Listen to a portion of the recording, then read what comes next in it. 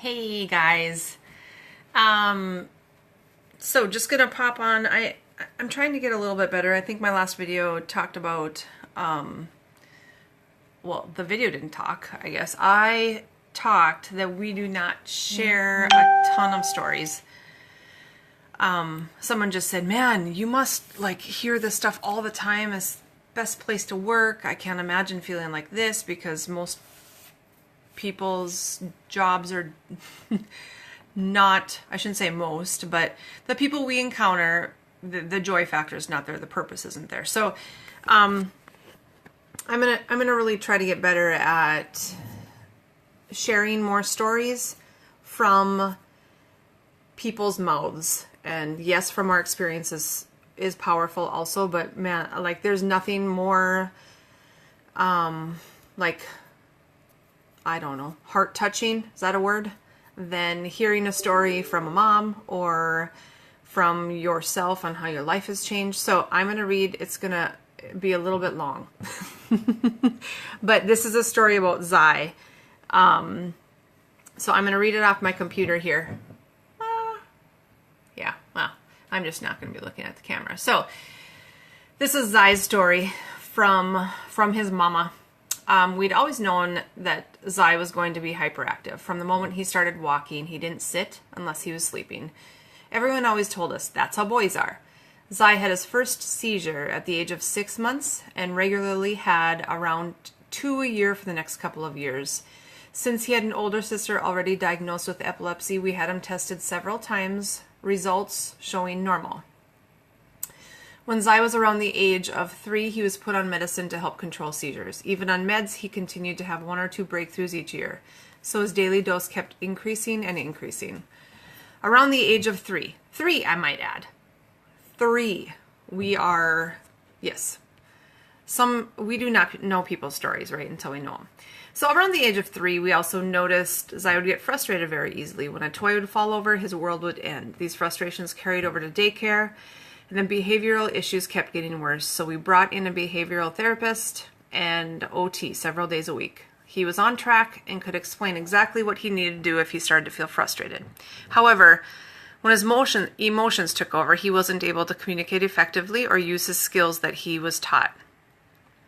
Eventually, we moved him from large group daycare to preschool to small group, and he thrived with no issues.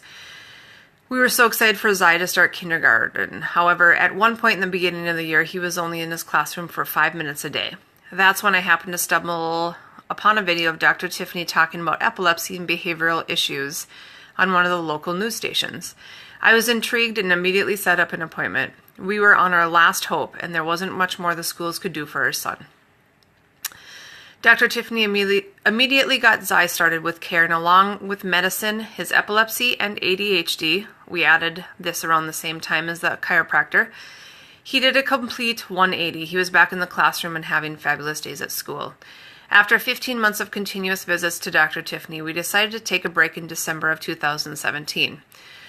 Took a trip, and Zai missed a few days of school. When he returned, he had regressed back and was no longer in the classroom and visiting the principal often. His teacher was stunned. We chalked it up to being out of school. A second week back at school, still not better. Finally, we realized that his issues started up after we stopped care with Dr. Tiffany. Got him back, and the improvements were immediate.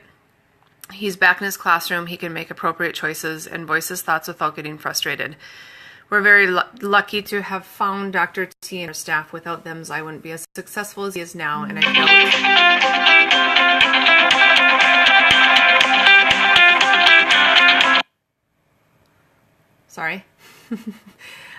I doubt he would be in his regular classroom learning with other first graders. We'll be forever grateful.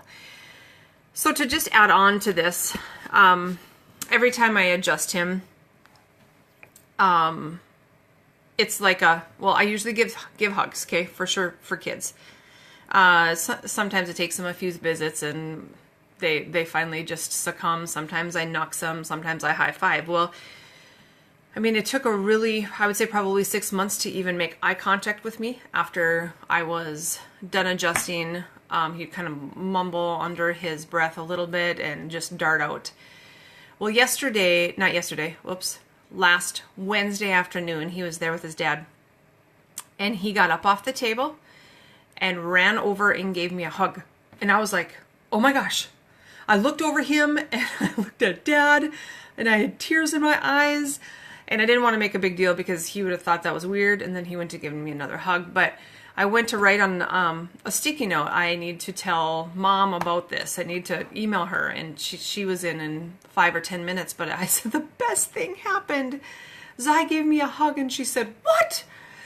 So that's when a hug means so much more. When kids are struggling or they're really, really sensory, they can't handle too much touch or the wrong touch.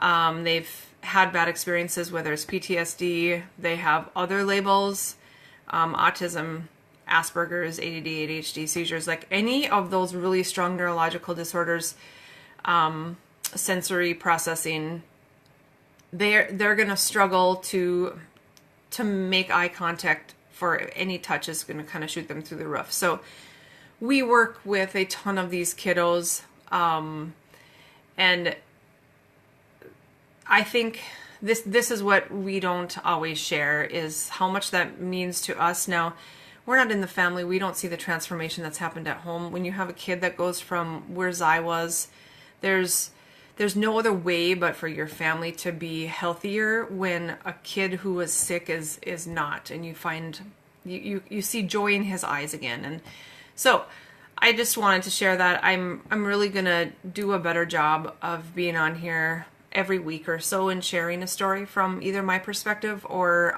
from the mouths of the kiddos, the moms, or anybody really, just to share their story on what chiropractic has done for them.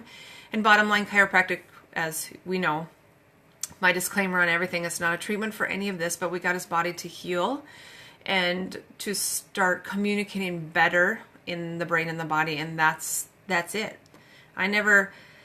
He never laid on the table, and I never thought, all right, okay, so if he has this and this and this issue, we must be dealing with so-and-so subluxation, and I must be looking at here. I'm just listening to his body, and his body is open and trusting that I know what to do and where to go. And that's really where the magic happens. So thank you to this family, to Zai and his mom and dad, for committing to him, to his health, and knowing, or never stopping, I guess, but knowing there's an option and there's always hope.